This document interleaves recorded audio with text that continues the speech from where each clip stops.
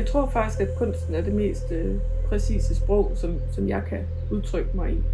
Og jeg tror faktisk, at jeg har et behov, ligesom en forfatter har et behov for at skrive en bog, så har jeg et behov for at lave kunst.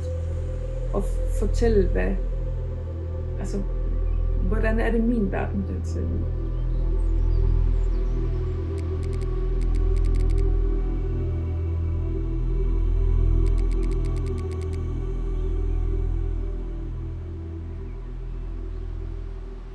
Når vi går i gang med at lave en skulptur, så er det gerne, for det meste er det faktisk med et kranie. Eller i hvert fald en idé, jeg har inde i mit hoved. Og så skal jeg finde de ting, der ligesom passer til den idé, jeg har. Men jeg kan ikke bare sætte tingene sammen, fordi det er så vigtigt, at tingene ligesom... det er ligesom en samtale. Altså det skal kunne snakke sammen. Det skal blive til en enhed. Og nogle gange snakker tingene ikke sammen, og nogle gange snakker det ikke til mig, og nogle gange, så bliver det simpelthen ikke færdigt. Det er først færdigt i det øjeblik, hvor det er, at samtalen ligesom er hel, altså hvor tingene snakker sammen, og de snakker tilbage til mig. Altså jeg får ligesom udtrykt det, som jeg rigtig, rigtig gerne vil fortælle.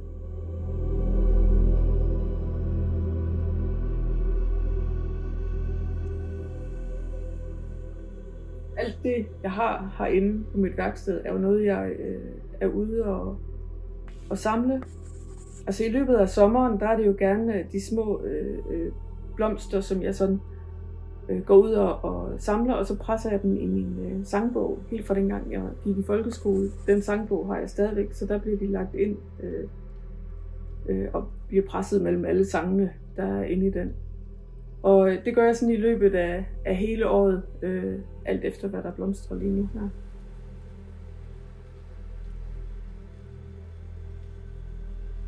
Men så om efteråret, så er der jo mere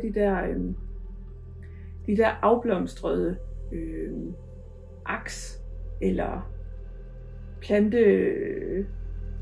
frøstanden, som simpelthen står der og bare buner af liv og venter på, at næste forår kommer, og de kan komme i gang med at gro en gang til. Jeg synes, det er helt fantastisk. Jeg kan næsten blive helt rørt, når jeg ser sådan en op mod den der blå septemberhimmel der. Det er helt fantastisk.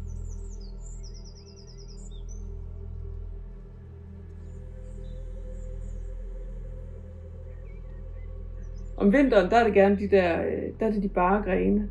Der kan jeg meget bedre se grenenes vinkler og det er lidt den samme. Hvis de snakker til mig, så skal jeg gerne have dem med hjem, eller så skal jeg have dem, så kan jeg se, at de kan blive til noget. Det her med kranierne i min kunst, det har egentlig været noget, der kranierne har egentlig måske interesseret mig helt fra barn, men ikke som en død, men mere som en det var ret tydeligt, at jeg sådan ligesom blev klar over, at når der var noget, der døde, om det så var planter, eller om det var dyr, eller hvad det var, så gik det ligesom over til en anden tilstand. Altså så var der jo ligesom andre dyr, der ligesom levede af det. Altså at de gik over til at blive til noget andet. De blev til næring, og de blev til muligheder, og de gav ligesom rum og plads til, at nu kunne der opstå et nyt liv. Så jeg har egentlig aldrig nogensinde set det som ulækkert. Altså død er helt klart sørgeligt, men det er sådan ligesom følelsen af det. Men hvor man kan sige, at sådan selve det fysiske i, at noget dør, giver jo næring og liv til, at noget nyt kan opstå. Og det er nok det, jeg prøver på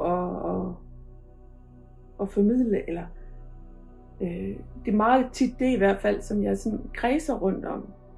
Hvor jeg sådan ligesom har prøvet på at pille følelserne ud af døden. Altså tage sorgen væk, tage frustrationen væk, altså få fjernet alt det her, så der ligesom står sådan en eller anden nøgenhed tilbage i, hvad er det egentlig, det er, og hvad er det egentlig, det handler om, hvis du piller alt det andet fra. Og så giver det sådan en eller anden, ind i mig i hvert fald, sådan en eller anden ro, og en eller anden uforstyrrethed, fordi man ikke har alle de her fnuller på, alt det her, alle de her følelser med i det. Sådan at det giver en naturlighed i det. En anden måde at se det på. En måde at, altså hvor jeg kan se på det og forundres over det. Og virkelig være, jeg synes det er fantastisk den måde der opstår liv på. Nogle gange forklarer jeg det med, hvad det er, jeg helt præcis beskriver ved at sige, jamen rigtig mange andre kunstnere beskæftiger sig med, altså fra fødsel, og så hele vejen rundt, så har vi hele livet, og så ind til døden. Hvor jeg tror nok, det jeg prøver at beskrive, det er det sidste skridt, der går altså fra døden og over til nyt liv. Så det her lille øjeblik, der går her, det er det, jeg prøver at beskrive i min kunst.